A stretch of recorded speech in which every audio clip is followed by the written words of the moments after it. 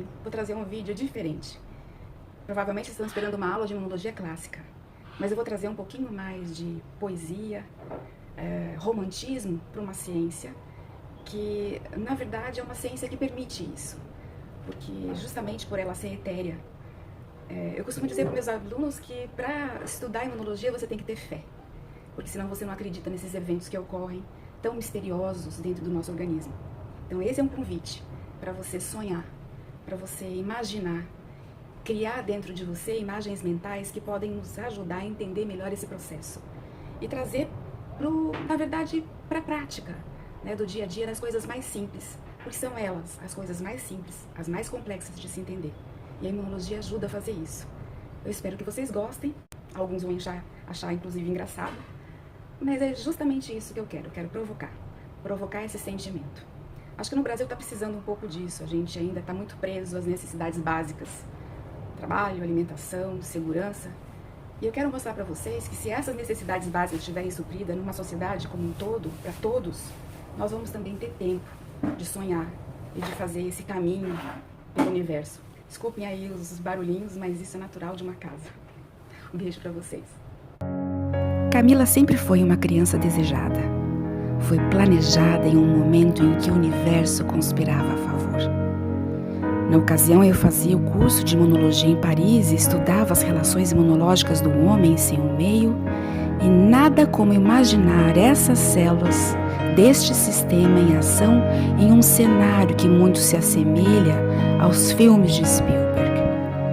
Paris é a cidade dos sonhos, fantasias, romantismo. Isso tudo combinava com essa ciência fascinante e misteriosa. Estudo e romance combinam, e duas pessoas tão diferentes são atraídas. Imunologia e obstetrícia se completam na tentativa de explicar o mistério da vida. Mistério maior é a fusão de gametas diferentes e estranhos que dão origem a uma vida igualmente diferente das que lhe deu origem. Fazendo tudo que um planejamento familiar demanda, o uso de ácido fólico, boa nutrição e todos os exames pré-concepcionais, esperávamos ansiosos pelo resultado do exame. Este veio positivo, mesmo antes do atraso.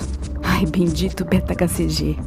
Nossa, quanta alegria! Já olhava minha barriga e tentava imaginar o que estaria se passando lá dentro. Durante minhas aulas de embriologia do sistema imune, ficava imaginando se o mesmo não estaria ocorrendo com meu bebê lá dentro. A formação de tantos tecidos diferentes, originados de uma única célula-ovo, que ao longo do processo se diferenciariam e formariam seus órgãos, seus sistemas. Isso me intrigava e me fazia estudar e imaginar ao mesmo tempo. Outra vez, os cenários de ficção de Spielberg dominavam minha mente com formas, cores e sons. Convido-os a imaginar comigo o que se passa dentro do útero materno. A imunologia se aprende melhor quando imaginamos as situações. Então vamos lá. Lá está o bebê, mais esperado do mundo, amada mesmo antes de ter sido concebida. Quando imaginamos uma gestação, logo nos vem uma imagem mais romântica. Imaginamos o útero como um local de muita segurança, tranquilidade, calma. Se pudéssemos colorir esse retrato, encheríamos de luz rosa claro e tons pastel. Mal sabe ela que o lugar é inóspito e precisa de todo um aparato para sua proteção. Estudando, pude ver que este local exige mais equilíbrio e delicadeza das duas partes, mãe e filha, do que podia criar a minha imaginação. Por outro lado, os antígenos leucocitários humanos, aqueles antígenos que definem a sua identidade biológica, as células NK, a do bebê, especiais, e por outro, que só estão presentes apenas neste momento durante a gestação. Não podemos nos esquecer que este embrião carrega metade da carga genética do pai, aquele ser completamente estranho da mãe. Por isso, esses antígenos, essas proteínas da identidade biológica do bebê, são tão importantes. E intrigada, me pergunto, o que acontece no útero materno que viabiliza a vida de um ser estranho? Um estranho no ninho. Nossa, é muito bizarro imaginar uma criatura desconhecida se desenvolvendo e que durante 9 meses não será rejeitada, mesmo sendo estranha. Pelo menos é o que esperamos que aconteça. E atenção, apenas 9 meses. 9 meses emprestados da vida da mãe. E descobri que, na verdade, esse estranhamento é importante para a viabilidade do meu bebezinho. O processo inflamatório que ali se estabelece torna a criança mais forte. Portanto, quanto mais diferente a mãe é do pai, mais forte a criança será. Nossa, Hitler e sua teoria da raça pura ariana não tinha razão. E descubro que a melhor raça é a brasileira, bem vira-latas. Nossa interação vai ser além da afetiva, vai ser imunológica e vai acontecer ao longo de toda a gestação e durante o período da amamentação. A inflamação orquestrada pelas respostas imunes da mãe, a TH2, produzirá anticorpos que vão camuflar esse bebê, formando uma cortina de fumaça que esconde e mostra ao mesmo tempo. A natureza é perfeita. Também são bilhões de anos de treinamento, tentativas com erros e acertos. E aí está o resultado da evolução. Mais uma obra-prima da natureza irá nascer e terá que aprender a cavar o seu lugar no mundo. Enquanto ela não aprende a viver sozinha, o aleitamento transferirá anticorpos, células T, fagócitos, interleucinas, enzimas que permitirão à criança reconhecer patógenos, protegendo-a durante seus primeiros meses de vida. É a mãe ainda a dar a vida. Mas vamos esquecer um pouquinho o lado dessa relação, o da mãe, e neste momento mergulhar no universo do bebê e as suas células, o bebê amadurecendo dentro do útero. As células do sistema imune de Camila têm origem no fígado fetal, a partir das chamadas células-tronco pluripotentes. Dará então origem às progenitoras linfóides e mieloides. As células linfóides vão dar origem à linhagem dos linfócitos, enquanto as mieloides produzirão hemácias e outros leucócitos, fagócitos, plaquetas. Todas elas terão funções distintas, mas todas complementares, adaptando-se e preparando-se para uma vida cheia de aventuras extraútero. A natureza é sábia. Interações foram moldadas ao longo de 1 bilhão de anos e a coexistência entre micro-organismos possibilitou a chegada do homem. Essa coexistência permitiu que relações se estabelecessem, nem sempre pacíficas, às vezes conflituosas, mas que permitiram colocar uma certa ordem na vida. Camila agora faz parte dessa linha do tempo e é mais uma a compor essa fila indiana onde os que caem são substituídos e empurrados os genes adiante. A imunidade inata sempre fez parte da vida na Terra. Na escala filogenética, vem antes da imunidade adaptativa. Seres unicelulares apresentam essa forma de defesa, que faz parte da fisiologia celular. O exercício para sua existência foi feito há bilhões de anos e deu tão certo que chegamos até aqui. Quando falo células, envolvo tudo o que há na vida vegetal ou animal. A imunidade inata é tão perfeita que só sentimos sua importância de presença quando algo não funciona adequadamente no nosso organismo. Contrariamente ao que os leigos pensam, ela não é só voltada para a defesa contra agressões, mas para a homeostase do organismo. Barreiras físicas, químicas, biológicas, moléculas solúveis estão presentes em todos os indivíduos, independentemente de contato prévio, pois este trabalho já foi feito e recebido de herança, grátis. como a natureza é perfeita, generosa. A pele, mucosas e suas células são exemplos deste tipo de imunidade. Nos protege contra desidratação ou absorção excessiva de água, uma vez que a pele, um dos órgãos principais de defesa, controlam a entrada e saída da água. A queratina, que compõe a superfície das células, atua como um escudo protetor. Os melanócitos presentes na pele nos protegem dos raios solares lesivos. Mas podemos perceber que em cada aparelho humano encontraremos moléculas, células, que permitirão o controle homeostático. A imunidade é uma consequência dessa história da vida na Terra, pelo menos até agora. Um conceito importante que nós, imunologistas, entendemos como fundamental na vida é a noção do reconhecimento e da individualidade.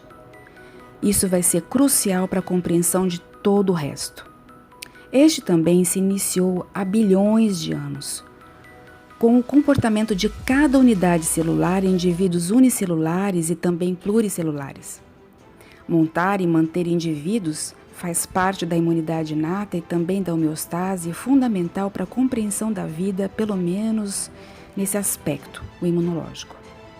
A membrana citoplasmática da célula tem em sua composição a receita do sucesso. Sua seletividade é incrivelmente inteligente.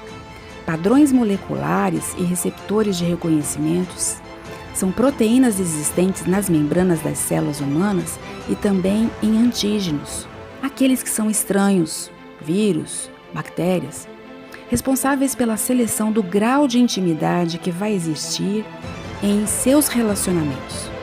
Nossa, complexo, não? Espere um pouco, eu vou tentar explicar através de um experimento.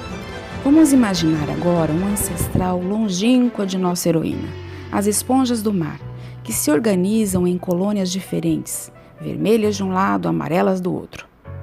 Podemos reduzi-las a células isoladas, passando-as em uma peneira, colocando-as em frascos separados contendo água do mar, formando assim um caldo que, quando misturados os dois conteúdos dos dois frascos diferentes, obtemos uma cor laranja, um caldo de cor laranja. Depois de um certo tempo, vemos que as iguais vão se reagrupando novamente, célula a célula reconhecendo seus pares e assim reconstrói suas colônias de origem. Essa característica não é apenas das esponjas, herdamos dos seres primitivos que nos antecederam nessa qualidade e que nos permite sermos indivíduos com uma determinada morfologia, individualidade e sermos seres únicos. Por isso, a bebê Camila, no útero, cresce em um espaço limite. Uma linha tênue separa a integridade biológica da mãe da filha. O bebê não vai além do espaço e tempo que lhe foi emprestado a favor da continuidade da vida e da espécie humana. Grupos de células, nos seres mais complexos, foram se especializando e executando funções distintas compatíveis com a complexidade dos mesmos. Células encontradas na fase embrionária até o nascimento do bebê são provavelmente a prova de que a evolução ainda está em curso. Essas células são chamadas de linfóides inatas, as células NK ou natural killers, os noócitos e as células indutoras de tecido linfóide. As células indutoras de tecido linfóide estão presentes nos órgãos linfóides primitivos, em grande número na fase embrionária. São responsáveis pela organogênese dos tecidos linfóides. São considerados linfócitos inatos, pois são células que não se desenvolvem no timo e não expressam os receptores característicos das células reconhecedoras. É como se a história de seus ancestrais fizessem parte de sua herança, para lhe permitir iniciar a vida. Um empréstimo temporário a favor da sua existência, que será transferido aos seus descendentes. Para serem ativadas, essas células indutoras do tecido linfóide necessitam de citocinas produzidas na imunidade inata. Já nascemos com elas. Alguns imaginam que essas células podem ter evoluído e dado origem aos linfócitos da imunidade adaptativa. Mais uma prova da evolução agora a partir da imunidade inata. Depois de formadas, um grupo de células passam por um processo de maturação e seleção tão rigoroso que não consigo imaginar algo que possa representar a severidade do aparato entre as que vão ser salvas e as que estarão fadadas à morte. E se não fosse assim, nossa espécie estaria em perigo. Portanto, a evolução continua e Camila poderá mais tarde passar o bastão na corrida da vida. Esse processo se dá ao acaso por encontros casuais não planejados, mas também por aprendizado. As células do sistema imune acabaram de nascer no fígado do feto em crescimento.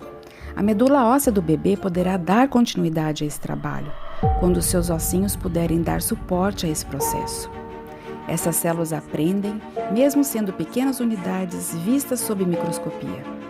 Aprendem como a criança que está para nascer também irá aprender.